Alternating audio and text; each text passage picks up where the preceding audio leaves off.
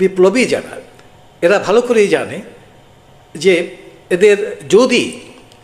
এই বিপ্লব বিরোধী কোনো শক্তির উত্থান ঘটে পরবর্তীতে, এবং সেটা শুধু যে আওয়ামী লীগের মাধ্যমে হবে তা না, এমনকি যারা বর্তমানে কিছু দল আছে যারা বলছে যে আমরা মানে এই বিপ্লবের সঙ্গে আছি, বিপ্লবের পক্ষে আছি, অনেক কিছু বলছে, এটা তো বোঝা যায় না, রাজনীতির ব্যাপার। তো এরা যে একটা পর্যায়ে গিয়ে বিপ্লব বিরোধী হবে না বা সে কর্মকাণ্ড করবে না, তারও তো কোনো প্রমাণ নাই। তো সেই জন্যে তারা একটা এই জিনিসটা, বিপ্লবটাকে একটা সংবিধানের মধ্যে, সাংবিধানিক একটা তার স্বীকৃতি তারা চায়, এবং ন্যাচুরালি সেটা পেলে তাদের যে এই পরবর্তীতে তাদেরকে কোনো রকম, যেটা আমরা বলি যে ইনডেমনিটি, অর্থাৎ তাদেরকে দায়মুক্তির ব্যাপারটা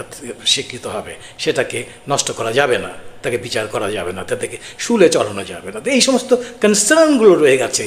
এই জুলাই যোদ্ধাদের।